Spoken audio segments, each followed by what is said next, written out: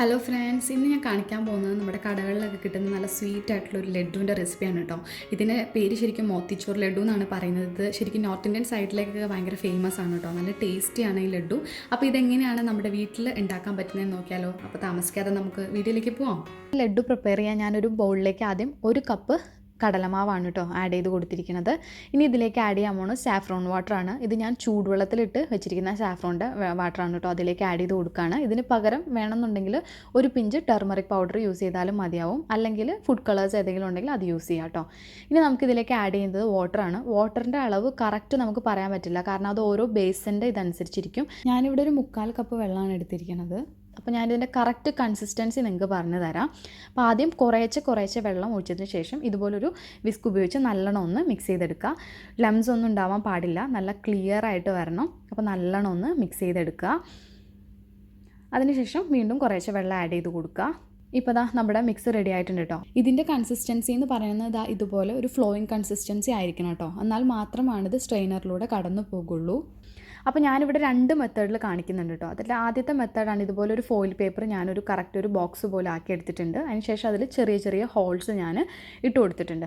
ഇതിൻ്റെ പ്രത്യേകത എന്താ വെച്ചാൽ ഇതുപോലത്തെ ചെറിയ ഹോൾസ് ആകുമ്പോൾ നമുക്ക് ചെറിയ ബൂന്തീസ് കിട്ടുകയും ചെയ്യും. അതുപോലെ തന്നെ ബാക്ക് സൈഡ് ഇതുപോലെ ഒന്നിനെ തൊടാത്ത രീതിയിൽ നമുക്ക് ബൂന്തി കറക്റ്റായിട്ട് എണ്ണയിലേക്ക് വീഴുകയും ചെയ്യും. അതുപോലെ തന്നെ ഇതുപോലത്തെ ഒരു സ്ട്രെയിനറിൻ്റെ നമ്മൾ ബാക്ക് സൈഡ് ഒരു ഫോയിൽ പേപ്പർ വെച്ച് കവർ ചെയ്തതിന് ശേഷം ചെറിയ ഹോൾസ് അതിൻ്റെ ഉള്ളിലൂടെ ഇട്ട് കൊടുത്താലും മതിയാവും. അപ്പോൾ ഈ 2 മെത്തേഡും ഞാനിവിടെ കാണിക്കുന്നുണ്ട് കേട്ടോ.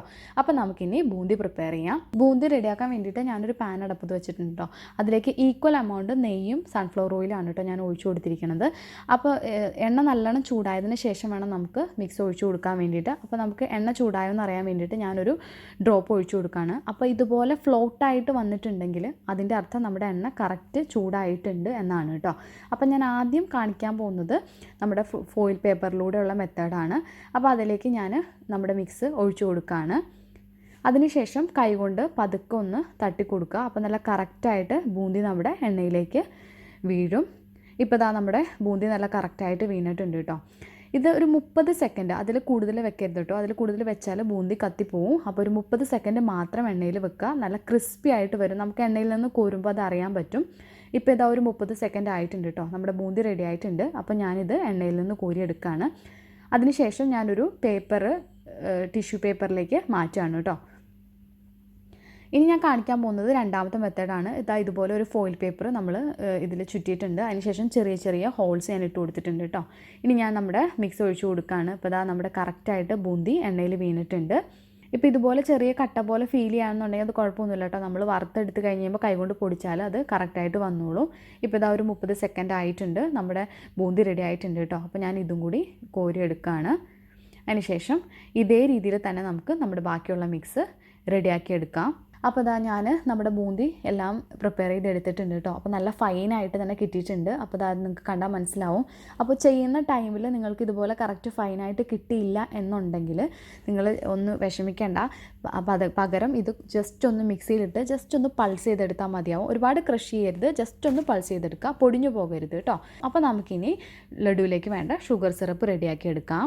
അപ്പോൾ ഞാൻ ഷുഗർ സിറപ്പ് ഉണ്ടാക്കാൻ വേണ്ടിയിട്ട് ആദ്യം ഒരു 1/2 കപ്പ് പഞ്ചസാരയാണ് കേട്ടോ ഒരു പാനിലേക്ക് ആഡ് ചെയ്യുന്നത്. അപ്പോൾ നമ്മൾ ഏത് കപ്പിനാണോ കടലമാവ് എടുത്തത് അതിന് 1 കപ്പ് കടലമാവിന് 1/2 കപ്പ് പഞ്ചസാര കേട്ടോ. അതിലേക്കൊരു 1/4 കപ്പ് വെള്ളം കൂടി ആഡ് ചെയ്യുന്നുണ്ട്.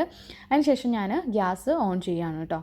എന്നിട്ട് നല്ലോണം ഒന്ന് മിക്സ് ചെയ്ത് കൊടുക്കുക. പഞ്ചസാരയുടെ അളവ് കൂട്ടണം എന്നുണ്ടെങ്കിൽ കൂട്ടാട്ടോ. ഒരു 1/4 കപ്പ് വരെ ആവാം, അതിന് പ്രശ്നമൊന്നുമില്ല. ഇപ്പോൾ നമ്മുടെ പഞ്ചസാര നല്ലോണം മെൽട്ടായിട്ടുണ്ട്. അപ്പോൾ ഞാൻ ഇതിലേക്ക് 1 ടീസ്പൂൺ നാരങ്ങാനീരാണ് കേട്ടോ ആഡ് ചെയ്യുന്നത്. അപ്പോൾ നമ്മുടെ പഞ്ചസാരയിലുള്ള ക്രിസ്റ്റലൈസേഷൻ ഉണ്ടാവാതിരിക്കാൻ വേണ്ടിയിട്ടാണ് അത് ആഡ് ചെയ്യുന്നത്. ഇനി നമുക്ക് ഇതിലേക്ക് ആഡ് ചെയ്യേണ്ടത് നമ്മൾ എടുത്തു വെച്ചിട്ടുള്ള സാഫ്രോൺ വാട്ടറാണ് കേട്ടോ. അത് സെയിം വാട്ടർ തന്നെയാണ്, കളറിന് വേണ്ടിയിട്ടാണ് കേട്ടോ ആഡ് ചെയ്യുന്നത്. അത് ഞാൻ ഇതിലേക്ക് ആഡ് ചെയ്ത് കൊടുക്കുകയാണ്.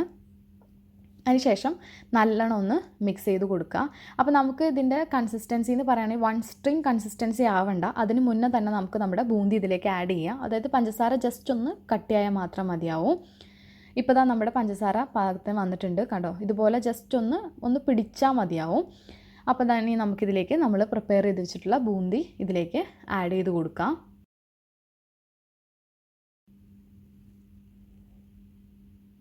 അതിനുശേഷം നല്ലോണം ഒന്ന് മിക്സ് ചെയ്തിട്ട് നമ്മൾ ഈ പഞ്ചസാര ലൈന് നല്ലോണം ബൂന്തി കുടിച്ചതിന് ശേഷം നല്ലോണം ഒന്ന് വറ്റിയതിന് ശേഷം നമുക്ക് ഗ്യാസ് ഓഫ് ചെയ്യാം. ഇപ്പോൾ ഇതാ നല്ലോണം പഞ്ചസാരയൊക്കെ വറ്റിയിട്ടുണ്ട്. അപ്പോൾ ഞാൻ ഇതിന് അടച്ച് വെച്ചൊരു 15 മിനിറ്റ് റെസ്റ്റ് ചെയ്യാൻ വെക്കുകയാണ്.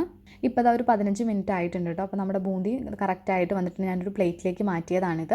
ഇനി ഞാൻ ഇതിലേക്ക് ആഡ് ചെയ്യാൻ പോകുന്നത് കുറച്ച് കിസ്മിസ് ഞാൻ നെയ്യിലിട്ട് വറുത്ത് വെച്ചിട്ടുണ്ടായിരുന്നു. അത് ഞാൻ ഇതിലേക്ക് ആഡ് ചെയ്ത് കൊടുക്കുകയാണ്. കൂടാണ്ട് ഞാൻ കുറച്ച് കാഷ്യൂ കേട്ടോ, അത് പ്ലെയിൻ കാഷ്യൂ ആണ്, വറുത്തെടുത്തൊന്നുമല്ല, ജസ്റ്റ് പ്ലെയിൻ കാഷ്യൂ ആണ്. അത് ഞാൻ കുറച്ച് ചെറുതായിട്ടൊന്ന് കട്ട് ചെയ്തിട്ടുണ്ടായിരുന്നു. അതും കൂടി ഞാൻ ഇതിലേക്ക് ആഡ് ചെയ്ത് കൊടുക്കുകയാണ്. അതിനുശേഷം നമുക്കത് നല്ലോണം ഒന്ന് മിക്സ് ചെയ്യാം. അപ്പോൾ കാഷ്യൂവിന് പകരം വേണമെന്നുണ്ടെങ്കിൽ പിസ്തയോ മെലോൺ സീഡോ ഏതാണ് നിങ്ങളുടെ ഇഷ്ടത്തിനനുസരിച്ചുള്ള എന്തെങ്കിലും ഇത് ആഡ് ചെയ്യാവുന്നതേ ഉള്ളൂ. ഇതിന് ശേഷം നമുക്കിത് കൈകൊണ്ട് ചെറിയ ചെറിയ ഉരുളകളായിട്ട് എടുക്കാം. ഒരുപാട് അങ്ങ് പ്രസ് ചെയ്ത് കൊടുക്കണ്ട, നല്ല സോഫ്റ്റായിട്ട് പതുക്കെ പ്രസ് ചെയ്തെടുക്കുക. കറക്റ്റ് ഒരു റൗണ്ട് ഷേപ്പിലേക്ക് ആക്കിയെടുത്താൽ മതിയാവും. ഇപ്പോൾ ഇതാ നമ്മുടെ ഫസ്റ്റത്തെ ലഡു റെഡി ആയിട്ടുണ്ട് കേട്ടോ. അപ്പോൾ ഇതുപോലെ തന്നെ നമുക്ക് ബാക്കിയുള്ള ഇത് റെഡിയാക്കി എടുക്കാം.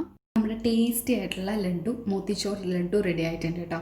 അപ്പോൾ എല്ലാവർക്കും ഇഷ്ടമായി എന്ന് വിചാരിക്കുന്നു. ഇഷ്ടമായെങ്കിൽ ലൈക്ക് ചെയ്യുക, ഷെയർ ചെയ്യുക, സബ്സ്ക്രൈബ് ചെയ്യുക. താങ്ക്